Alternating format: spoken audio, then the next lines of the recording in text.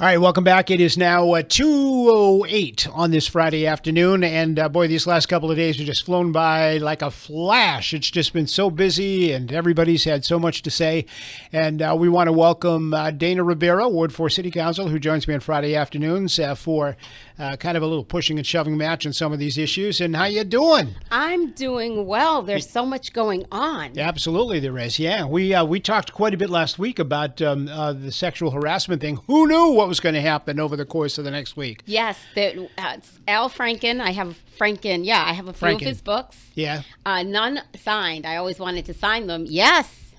So what do you think? Pictures. It's disgraceful. He's apologized. It's disgraceful.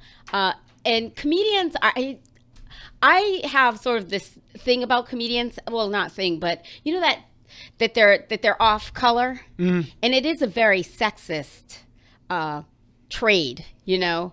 And I just didn't expect that from him.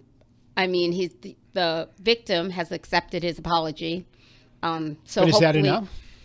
If it is for her, it is for me. I mean, I can't expect more than what she expects. But I do think it's an eye opener, because I think there's this it's a misnomer to say that men that are liberal or Democrats or the right can't be sexist. Right. No, I agree with you. It's I think that's called crazy. sexism, not political, whatever you call it. Right. But is that acceptable behavior for a sitting member of the U.S. Senate? Should he resign? Well, I think if she accepted the apology, it's fine. Also, it happened before he was in politics. I think let's see how many other people come up. Well, the second one has now come forward with him. Are you kidding me? No. So telling me something I But I didn't mean, know. look, you know, with the Judge Moore and with Trump last year, Right. I mean, whenever there's one, there's going to be a million of them that are going to come I forward, guess, right? yeah, So you're right. Some are legit, some are not. But I mean, one thing that we learned about predators is it usually happens a lot before they finally get caught. Exactly. Right? Oh, I agree. I mean, if a man, you know, is that way sexually towards a woman, men that beat women. I mean, if you've been arrested the first time, you've probably been beating up women for a while before someone finally had enough and picked up the phone and called the police on you. So absolutely, I agree with that. I mean, it's such an odd time we're living in. Like even my discussions with women, you know, I was talking to a woman who shall be named unnamed. She's a Republican. Not Linda Morad, because I know whenever I say that, people think it's Linda, but a different woman who's not involved in politics. And she was saying that she does not believe these women. She doesn't believe them. And it's that thing about why did it take so long?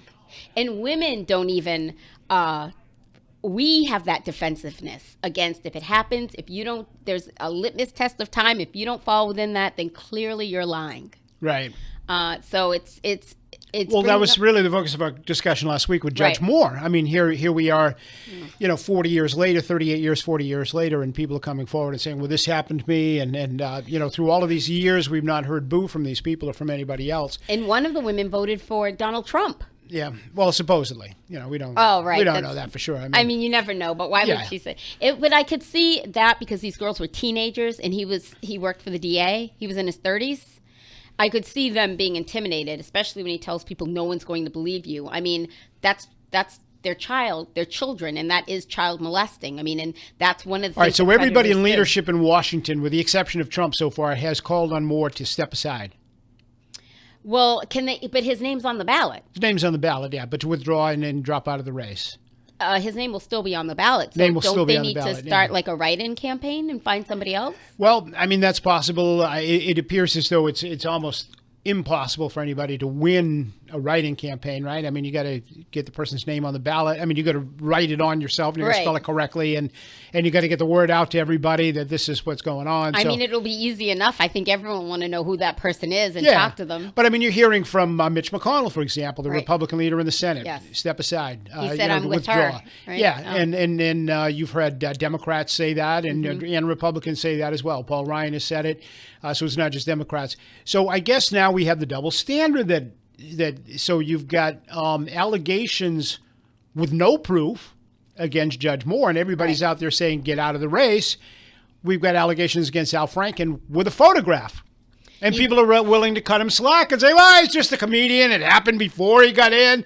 I'm not cutting him slack because he's a comedian, But I am saying that I saw where the first victim, I'm unaware of the second one, she accepted his apology.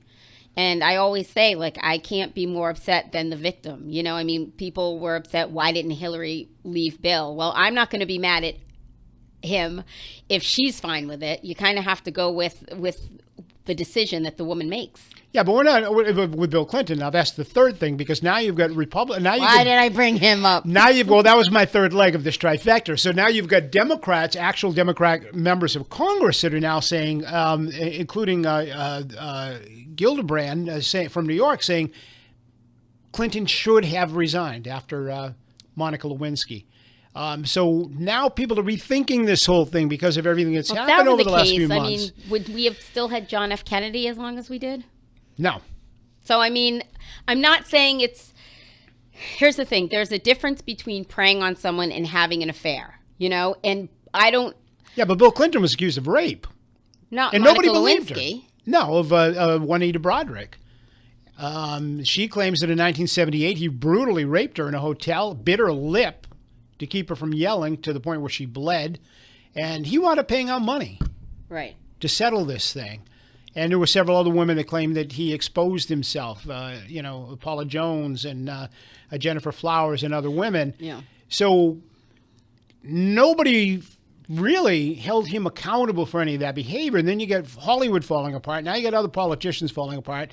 And now everybody's so how do we kind of hold men rethinking. accountable is the question. Oh, and women. I mean, we're just reading this morning about another female school teacher. I think this one was in Florida. Those school teachers have been at it for a while. I've been reading on those for a while. That's crazy. The women predators don't seem to get as much attention as the men. I want to throw, if a teacher, just some of the things I've read in the past with those stories, and remember the one, she was too pretty, he said, to throw in jail, the judge? I mean, that's ridiculous. Throw them in jail. School is to learn and not to be preyed upon, and young men can be preyed upon. So under the Judge Moore framework that we're working on here, and can you believe he was a judge sending people to jail? But we don't know that he did anything yet. There's no evidence to prove that he did anything. So what evidence do we need? Do we need a videotape? I mean, I don't know. We have evidence of Al Franken. Mm-hmm. Okay, we have sworn testimony against Bill Clinton. What do we need against, besides so the women have testified, they put themselves out there, people are attacking them, calling them all sorts of names, looking into every part of their lives. Who would put themselves out for that? Right. For 15 minutes of fame. Right. Can you imagine what happens when they walk around their town, the looks they get? Yeah, absolutely. But what do we do? I mean, do we have a different set of standards for Judge Moore than we have for Bill Clinton, than we have for Al Franken, and how about Sylvester Stallone now? I just heard about that last night, and I said I can't hear another one. Now that's crazy. And I mean, are they going to sue him? His wife has more money than him. She has that line of skincare, Jennifer Flavin. She's gorgeous. So I mean, I hope she has her money protected. So what do we do with Al Franken? I mean, he's apologized. Why don't we give him a huge fine and make him give it towards a organization that helps women? Maybe all of his book residuals. So what happens if Judge Moore wins this election next month? I don't know. I mean, I'm hoping that he won't. But I don't know. It'll be interesting to see. I mean, this is just a story that won't stop. And every day there's another person. Absolutely. It's terrifying. I think that what we can do as a society is raise our sons to know that you respect women. You don't call them names. You don't you don't call anybody names. Well, you know, names that people call women in particular. You don't touch them when they don't want to be touched. You don't put them in situations that's uncomfortable. And that's how we raise our sons. And we raise our daughters not to tolerate that. I mean, you had sons. What conversations did you have with them about this is what's acceptable and this is not? Or did you just think that they would learn? No, absolutely. I mean, it's the way you bring somebody up. Right. It's what you teach them, basic rights from wrongs growing up, and hope they got it, right? Yeah. All right. And the peer pressure thing. Yeah. Because when boys are around boys, suddenly things become funny that if they're around their dad or their mom is not funny. Yeah. So it's also that thing about battling peer pressure. All right. So you don't think Franken should resign? I do not. Okay. But you don't think Moore should be elected?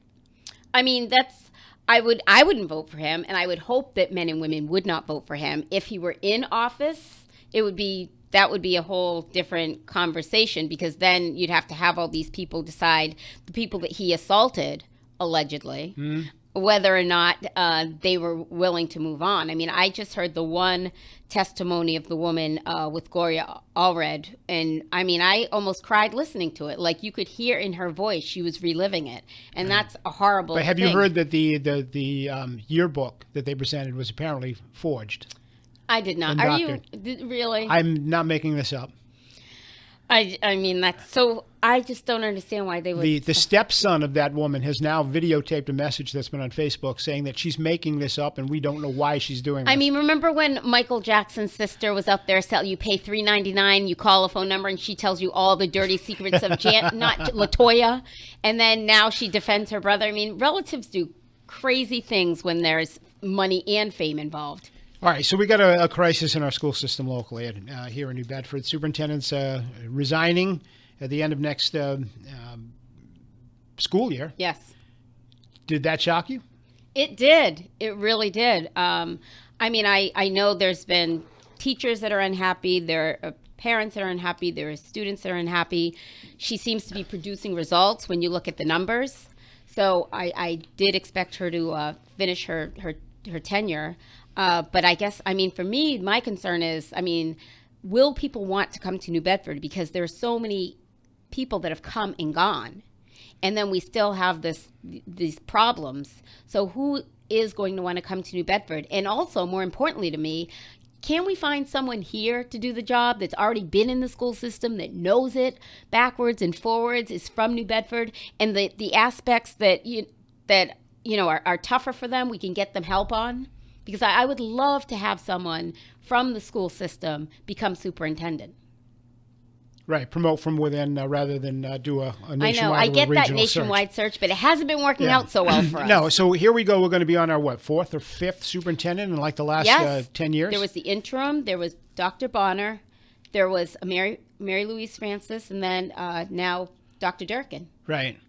So this can't be good for the stability of the school system or the kids that go there. Not for the kids at all. I mean, I feel I would love to hear from them what they think, and how they got the news and what they think of it. Do they even realize her role? But the instability is horrible for the schools and the students. Yeah. And I mean, it'll be interesting to see what happens and who we get in her stead. I personally would like to be someone from New Bedford, preferably a teacher who's worked their way up, someone that's not so much on the business angle, but someone who understands education. But again, you've said that we have these shackles on us about how we have to. Well, the role of a superintendent has changed dramatically over Right. the years, right? I mean, you remember Charlie Nanopoulos. Everybody loved Charlie Nanopoulos. And you remember Mike Longo and all of that. But the role of a superintendent has changed. You've had education reform, and you've had No Child Left Behind.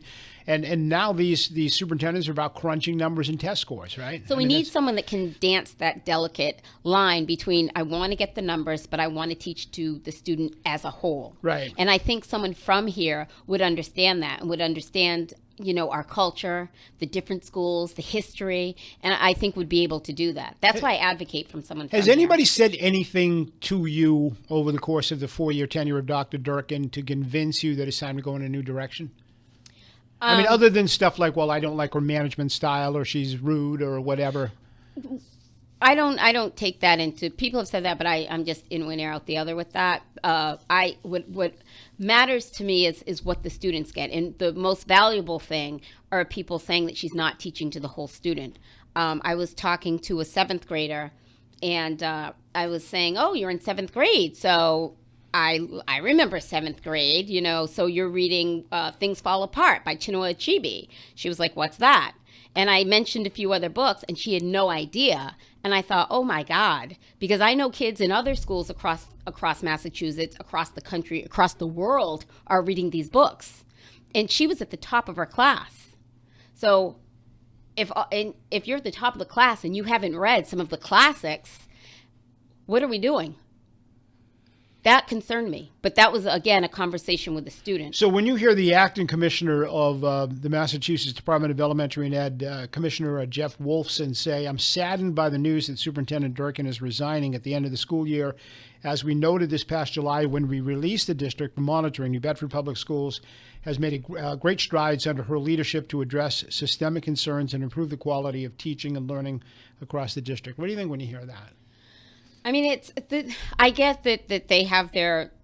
He's not from here. He doesn't live here. He doesn't walk through our halls. I appreciate that, but until you've spent time in our schools with our kids, I mean, you're looking at it from a very narrow perspective. I appreciate her contribution. I know it's challenging because she's an outsider coming in, and I find that people here have expectations that they want met, and they're not always willing to do their part.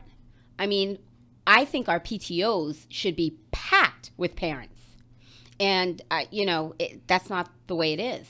You have parents that say, I take my kids to school to learn. They figure you drop them off, they pick them up, and those hours are when they're learning. And, you want people to have a partnership.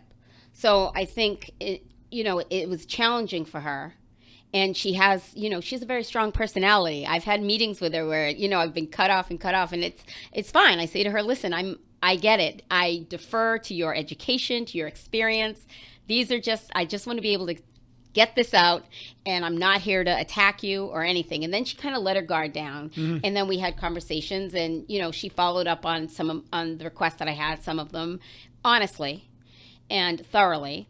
And so I appreciate that. But that's why I really think we need someone from here that understands our culture, our kids, our parents. So you think all of this ultimately is best? I mean, if she says it's time to go, you can't force her to stay. She's lived this. She's done, to me, in her mind, she's done what she can do. And she can't do it anymore. So it is better for her to leave than to stay and be half-hearted. What about, now you've been in office for a couple of terms now. What do you think of this John Oliveira? I only met him briefly. I was concerned about some of the comments and again, I wasn't at the school committee debates, but when I heard the comments that were disparaging towards Colleen DeWicki and her being a woman, that concerned me, being a feminist. And just him going in there and the way he behaved. I mean, if you, in your mind, if you know that she's a person that likes things a certain way, I'm not saying kowtow, but are you really going to get ahead by banging on her desk? Like, ultimately, you're there for the students. So you need to say, what do I need to get out of whatever he needed from that meeting to move things along for the students? And it seemed like it became about his ego, and he wanted to let her have it. Well, again, is being an office holder. I mean, can you remember back to your first term? I'm sure you can. You go to City Hall, and you sit and learn, right? And you're quiet. How many meetings was it before you introduced your first? Yeah, I think it was 2 or 3, and it was meeting people, everybody, and sort of seeing. Yeah, it was being quiet, listening. Seeing what's been done. I already knew kind of some of the things I wanted to do, but absolutely. And I'm not saying that you can't go in there and have like this is, maybe he only wants to serve a certain amount of terms. So he's like, I've got to get some things done, and I've got to get this done right away. But again, and I've learned the hard way. Remember, Linda and I had our rough spots, but I've learned the hard way that you've got to make sure that you're able to bring everyone to the table. And sometimes that means well, there's a certain amount of protocol with being an elected official. And even if you disagree with the council president or the superintendent of schools, there's a certain protocol you got to go through, right? And understand that there's a pecking order and a certain way to do things. And going into the superintendent's office and pounding on the desk and telling her to F off and slamming the door. I can't even believe that. That's crazy. I mean, how would he like it if someone spoke to his daughter that way? Yeah, well, I mean, who would even think that that's the way to approach being elected to public office for the first time? He's definitely that sort of person that said, I'm breaking the mold, and I think he's trying to live up to that. But I mean, that's just, it's shocking to me. It really is that he would talk to her. That she's a petite woman, and you're sitting there yelling and screaming at her. I mean, that's crazy. 508-996-0500. You're on the air with Barry and Dana. Go ahead. Hello, are you there? No, I have a general rule. When you go to a line and it's dead, you go to the next break. that's So let's fair. do that. That is All fair. right, 508-996-0500. We'll be back with more. Get on the line. We'll talk to you as soon as we continue.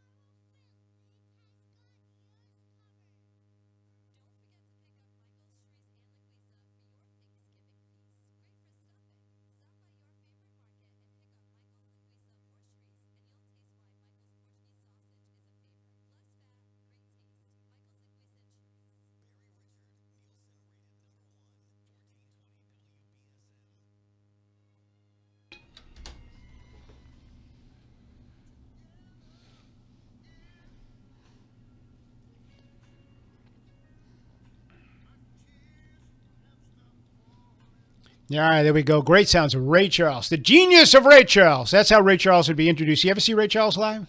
No. Awesome. I saw the movie.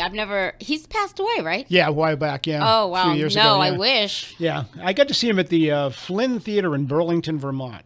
That story was amazing. And Jamie Foxx did you see that movie? I didn't see the movie, no. Oh, my God. He did an amazing job. And I never realized. I mean, it was so cool, music back then, the camaraderie, and also the fact that they were politically aware, and they were always trying to promote the agenda of equality, even the ones that like were kind of players, you know. So I wish we had that now. Yeah, different world today. Yes. 508-996-0500. Back to your calls. You're next on WBSM. Go ahead.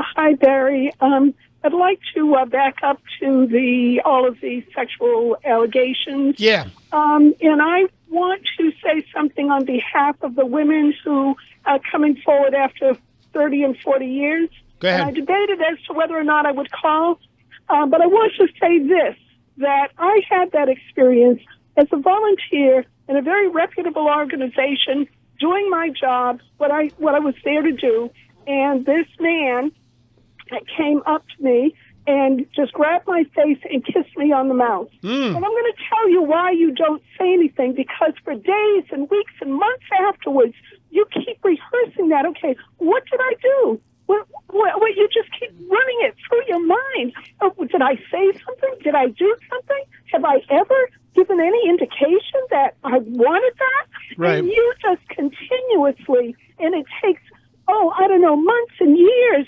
and even when all this came up, I was just reminded of it again. So you don't say anything because 30 and 40 years ago you didn't say anything, and then you, and because you begin doubting yourself and questioning. And so I firmly believe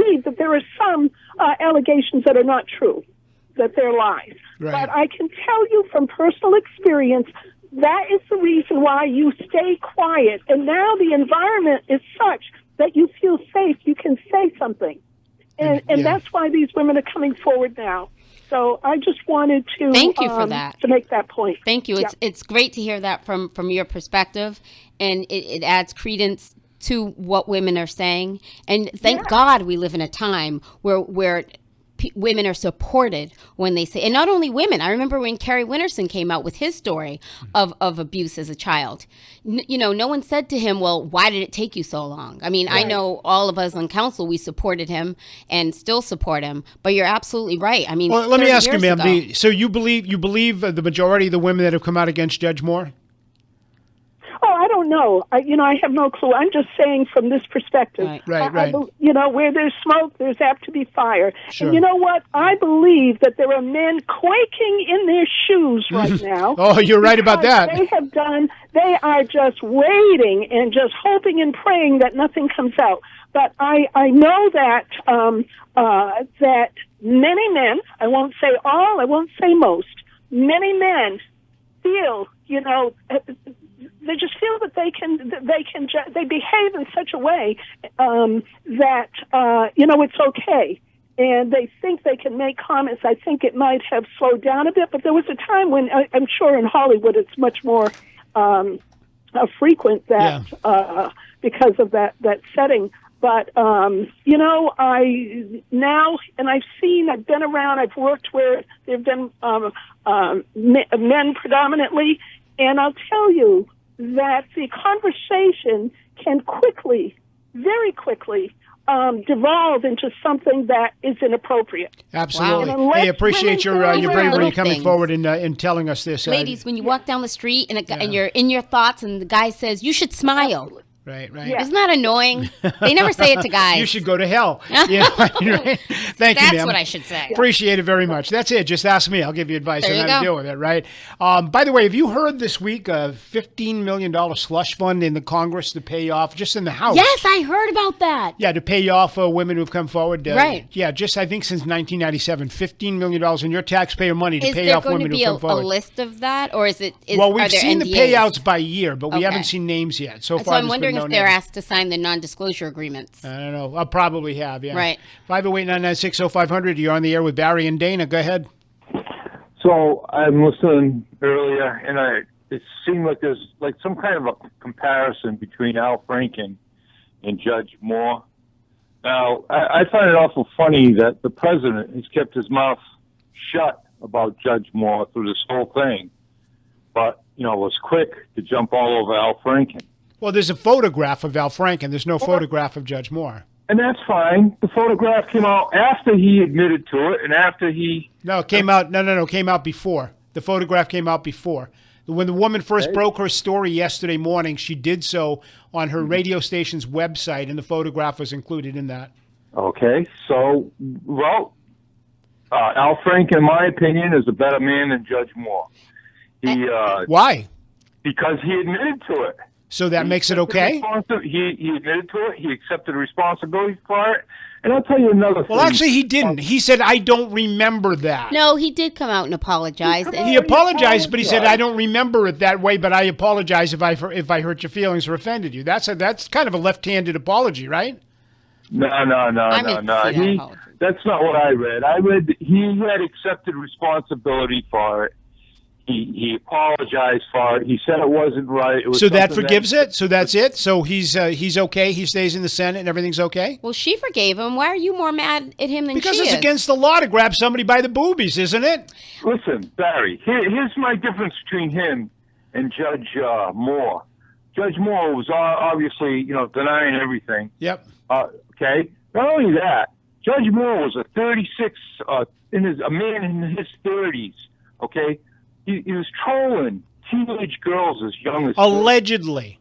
Allegedly, of course. Well, I mean, look, if you were standing out there... And there is a difference, you're right, in the crime, because there's a difference when you go after kids. Yeah, but teenagers. hold on a minute. If they're about to put you in the gallows and cut the rope based on allegedly, that word allegedly would mean an awful lot to you. So unless there's proof of it, it's an alleged offense, So right? what a proof, again, I ask you, what proof are you accepting? So the women coming out and saying this, that's not enough. I don't know what's enough Let me at this ask point, you but all I can say is that wait a minute, hold on. We're drawing a comparison between Moore, which I have said since day one. I don't know what happened. The women may be telling the truth. They may be lying. I don't know. I wasn't there. I can't say for certain. But the difference here between Moore and Franken is there's a photo, and Franken has admitted it. And he apologized. So and so she now we accepted say, oh, that's okay, Al. No, it's not okay. We hold him accountable. He apologized. Well, how do we hold him accountable? What's holding him accountable? We're saying Judge Moore should not serve in the Senate because of allegations, but Al Franken did this. There's a photo to back it up, and we're going to say, well, just because he apologized, that's okay. He doesn't have to go away. He shouldn't have to go away, but he should be held accountable. He's apologized. There's a certain amount of public. So if scrutiny and Judge Moore humiliation. came out tomorrow and said, hey, you know what? After all, I was trolling for babes at the mall. And Not I babes, apologize little for girls. it. No, it wouldn't be okay because they're underage. Now you're talking That's about pedophilia. pedophilia Thank now. you, sir. Say it. Talking about pedophilia, and that's the difference in my book. I agree, sir. All right. Appreciate your call, my Okay, friend. Thank you very much. You're next on WBSM. What do you think? Barry, two things real quick on the Judge Moore thing. I've listened. I confess I'm a Republican, and Barry, please don't hang up on me when I tell you that I listen to NPR. I won't do that. Go ahead. Okay. I'll Listening confess to I have a son who listens to NPR too. So Oh, I'm sorry, Barry. he's a I'm pain. sorry. Oh, I can tell you, you failed father. Because I'm not Joe Biden. I give credit where credit is due, and I heard two things on NPR. One of which was a panel discussion talking about the whole sudden deluge, apparently, of complaints of sexual misconduct by men, recent as well as over time. And the woman said, and I was just so moved by these words, I really should track it down and give her credit for it. She said, when will we reach a stage when a woman is believed without having to produce 20 other women who say the same thing about the same person? right. And I just thought that was very true. But the thing that... Well, you know what I would say is, why don't you text Juanita Broderick and ask her that question, right? Well, no, I'll get to that in a roundabout way. This discussion I heard at length, the message was that the Democratic left, people like Gloria Steinem and a few others are mentioned by name, Yep. basically covered for and excused Bill Clinton. Now let's take the name out and say the President of the United States, and you thereby created a societal situation where if the President of the United States isn't going to be held accountable, and you're the person who has been sexually victimized, what chance do you stand of bringing your supervisor at work or a member of Congress if the President of the United States can't be held accountable? Now, I'm not arguing the case, but they said this created a standard politically by which people were basically given license to do things such as Roy Moore and Al Franken and a host of others. And, it took Mothers Against Drunk Driving a generation to change the attitude about drunk driving. Right. And maybe we have reached a point where the attitude about sexual misconduct is finally reached a state where women feel safe and empowered enough to speak out. And I don't think that he's the first president to probably do that. I think but he's that's the first- irrelevant. I mean, No. Hear me out, because it's and caller, please, if I misinterpreted what you said, I don't think him getting off on that charge allowed a climate for other men to feel safe doing it. I think that climate has always been there, but that was just an example of it. And again, Yeah, did I misinterpret think it, sir? The point I want to make is Yes. that the piece I heard said that the commentator said, let's draw a line starting with the Clinton era, in which we had a known and established and admitted to act of sexual misconduct by the president. And you can argue that it goes back further. Jefferson. But it says, let's draw the line in the sand and then look at what then transpired thereafter. And you can basically say, you can get elected president of the United States and reelected President of the United States and continue on as President of the United States and do this? What message did that send to a generation of would-be sexual abusers and victimizers of women? Well, I think the thing with abusers is they're very clever, and it doesn't matter what example's in front of them. I mean, they hunt their prey, they get them where they want them, and that is the thrill. Yeah, but the of caller's it. point is legitimate. I mean, what the caller is suggesting is because the press and because the people involved in politics at that time made no big deal over Bill Clinton. I think there was a big deal. He was almost impeached. Well, that was over Monica I- Lewinsky. I- What about he was message, though, is elected the message after is being sent accused of to raping women Juanita who Broaddrick. would speak out against I mean, if there was... And nobody believed her. She was a liar. How dare you say that about Bill Clinton? She's a liar. I honestly do not remember Juanita Broaddrick. Oh, man, you better do some reading because this is going to be very much in the news in the coming weeks because Bill Clinton's star is now tarnished. And the Democrats are turning on him and they're going to eat him up. Well, I mean, our party definitely needs help. I agree in self-reflection and change. I think, the past election with Wasserman and what's been going on and the new book that came out by Donna, that this is the time. And, certainly our last election, it's not only about what we did wrong once we got the nomination, but prior to that. So I'm all for self-reflection. All right, let me hold you there. Appreciate your call, my friend. Good stuff, even though you got it on NPR. Yeah. Let me take a break. We're going to come right back with your call. Stay with us.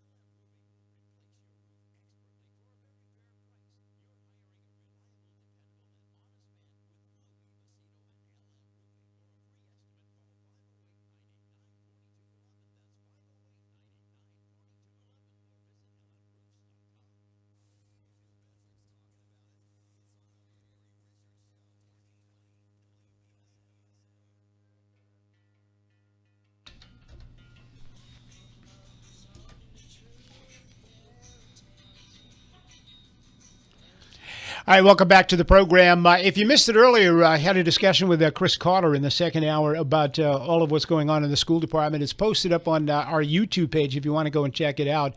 And this, what you're hearing right now, is also on YouTube. It's going to be up there in a little bit. It may be live right now. I think it's live on YouTube on our WBSM. So wave at the camera. See the camera right there? That's looking at you. Hi. Yeah, you're on the air.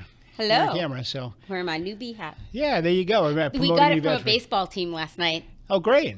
Excellent. Very All right. excited. Mm-hmm. Barry and Dana with you for about another 12 minutes or so, then we turn it over to Howie. In the meantime, let's get back to your calls, and thanks for hanging on. You next on WBSM. In denial. I'm sorry? I don't know, something about denial. You're next We're on living WBSM. in denial. Yeah, you're next on WBSM. Good afternoon, Councillor Rebeiro. Congratulations on your next couple of years. Thank you. That's very kind of you. What do you think Dana, of this conversation? Scenario. I'm going to present something else, so lay back and listen. Okay, yes, sir. Okay, you are the council president. There's a new person who came in, citywide, whatever. You're up in the council chambers. Your secretary, executive secretary is there. You're trying to take care of business, trying to wrap up this year, set up the schedules, the committees, because you know how busy that can be, right? Yes. Now, I'm not defending her in any direct capacity, but I understand the process, and you know I do. You know who's talking to you here. And all of a sudden, this new person who was elected, who's not even sworn in yet, comes in, tries to force his way in, doesn't appreciate the process. You try to give him one or two warnings, and then he starts pounding on the desk and starts swearing. When he's actually sworn in, how do you direct him and deal with that behavior? That's an excellent question. I mean, well, did he, now, I just want to, I'm not trying to nitpick, but did he, what I read, he said he had an appointment with her. He had an appointment with the superintendent, but what happened when he got there, he found out that the assistant superintendent was Right. going to be in on the meeting too. Right. And he thought that it was supposed to be a one-on-one with the Right. superintendent alone. So he wanted the assistant to leave. Right. And he was told this is the way that it's customarily done. We Actually, meet every together. time I've had a meeting with her, there's been someone else there. And that's Right. just because they take notes. And, you know, sometimes when she and I are talking, it's good to have somebody else there so they remember Right. things. And so Sure, and I've he's never walking in been, there totally blind. right, Obviously, like you would say when you were first council, I remember how confusing that was. Always there. You right. don't quite know how to process this, what's appropriate, what's not. There's someone there to kind of like oversee this and kind of like move it along. Now, if I No, was absolutely. disciplined, No, it's what true. type- And what there's type of one discipline would you do to an incoming counselor? there with the, I mean, I would probably do what she did and just say, you know, you can't come into my office anymore unless there's somebody else here. I think, I mean, this is me. I wouldn't ban him from the schools, but I'd say in terms of meetings with me, there needs to be somebody else here because you're off the Well, then he charts. turned around and went back into the same thing the next Yeah, morning. that's, I So, mean, I don't, that's, yeah. that's just, you Over the have top. too much time on your hands. Absolutely. And just the story on that, I remember when it was my first year, and I don't remember what the issue was, but there were reporters there, and one of them came to my desk and tapped me and started asking a question. I was like, listen, I can't talk right now. And they kept asking me questions. I was like, listen, I cannot talk. Had to be a Standard Times reporter. No, it was a ABC report. I didn't want to put it out. It was like a television reporter. Okay. And then it came time for me to vote, and I had no idea. Like it was my turn, and I was like, you know, very Distracted upset. you, yeah. Right. And it was Joe Lopes who was president, and you know, he sort of caught me up, and I did my vote, and then later I was crying. And he and Brian came up and they were like, listen, like they're not allowed to come to your desk. Joe was like, I'm sorry, I was distracted, I should have told them that, and Right. you know, from now on we're going to make sure, because you're new, that doesn't happen. And I mean, I cried for so long, so I get it that you're new and you don't know what you're doing. But anybody knows that that's inappropriate behavior. This reporter absolutely. apparently didn't. Well, I know I'm talking about with I look the forward bigger to- subject Oh, here about- absolutely. Like, yeah, I'm not Anybody trying to knows excuse that. him, but Yeah. that is, you're right, caller. That even just as a gentleman, like why you would conduct yourself that way. Unless you're just looking for attention. All right, And thanks he for the got call. it. Appreciate it He very got what much. he wanted. You're up next on WBSM. Go ahead. Hello. Sounds like a baby in the background. Hello, one more time. You're okay, Trinity. Hello. All right, you're next on WBSM. Good afternoon. Good afternoon, Barry. Good afternoon, Councillor Rebeiro. Hi, how are you? I'm fine. You? I am fabulous. Good. I wonder if this sexual history of the politicians that we have these days is not, for all intents and purposes, political. It seems to me that Bill Clinton was a fairly decent president. See, who else was there? John F. Kennedy was a fairly decent president. Yes. And they both had bad sexual histories. And Bobby Kennedy, who would have been president, he was my favorite Kennedy. And Ted Kennedy. That's just a few. I would say that it is probably the case that there are few presidents that didn't have questionable sexual histories, at least as far as So it sounds like you're making excuses. Except for Barack Obama, of course. making excuses. Yeah. Let me say this: what's the point? What's the point? If you're going to offend a woman, that's illegal. Well, if you're going to go into an operation for heart surgery, and only the best heart surgeon in the world can save you, and he is just a mess, in a sexual background, they're going to say, "Hey, listen, I'm sorry, I'm checking out." And it's kind of like Yeah, but hold on. Wait. It sounds to me. Wait a minute. No, hold on. It sounds like what you're saying is that if somebody, in your opinion at least, is a good leader, we should just excuse the fact that he's a slut and offending women all over the place, that shouldn't matter. That's what you're saying. Do you think that job attracts a certain type of? Do you think, sir, that the president and that type of high stature that attracts the type of man that tends to be more they're conquerors, so they like to have as many conquests as they can, like Mr. I think it may. I think being an egomaniac is almost a prerequisite for the job, to put up with the political road that goes before becoming president. Right? Yeah, but you can be an egomaniac and keep your hands in your pockets. I just don't think it's a requirement for the job. I think what's a requirement for the job is that they be good at what they do. So but you're excusing the sexual. I don't qualify for the job. You're excusing sexual misconduct I'm not because excusing somebody's a anybody leader? for anything. No, here's the thing. Are you just saying that it's not differentiating disqualified for between the job. someone If you who want the has person to do the affairs job that the well, partners are willing versus someone who's forcing themselves doesn't on matter. people? It's not related to the nature of the job. They can excuse themselves from issues that may have to do with making law regarding crimes against. So a president, as long as he's a good president, can go out and grab women, right? I'm not saying it's right. I'm saying it's not a disqualifier for the job.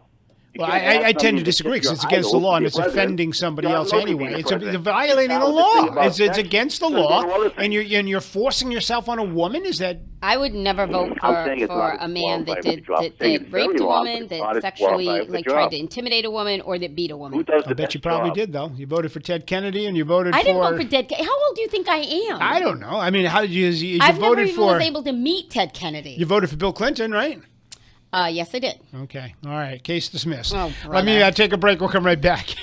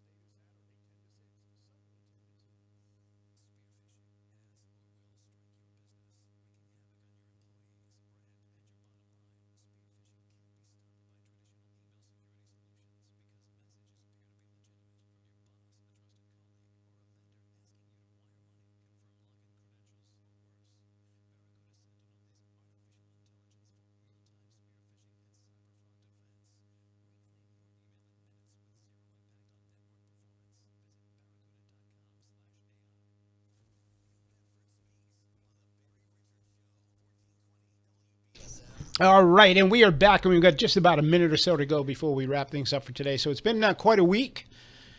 It has been. Barry was telling me stories about the Kennedy off air, and now I'm shocked. Kennedys were not the little angels that everybody I thought mean, they if we were. had social media then, who would be in office? Yeah, but the media covered up. I mean, we talk about the media covering Right. up for Bill Clinton. The media covered up a lot for the They've Kennedys. been doing it forever. There was this idea that you protect the presidency and you protect the people. Only really with Nixon and Woodward and Bernstein that there was a sense of, no, the people deserve to know. So, and thank God they did that. Yeah, and where were Woodstein and Woodward and Bernstein during the Clinton rapes and all of that? And I mean, even in the years that aren't they followed. retired now? Well, they are. Bob Woodward was just here in New Bedford recently speaking at the Zaitarian Theater. But I mean, certain presidents... But it's not, they need to pass the torch. I'm down with passing the torch. We're the new Woodwards and Yeah, the Bernsteins. media, I mean, they just isn't the same anymore. We got to wrap it up. Dana Present Rebeiro with me company on excluded. Friday afternoons between 2 and 3. Appreciate it. Great to see you. I like your New Bedford hat. You can go on Yes. YouTube, WBSM's YouTube, and see her hat. It's a nice hat. And we'll be back on Monday at noon. Have a great weekend, everybody. Have a See great you weekend, then. New Bedford.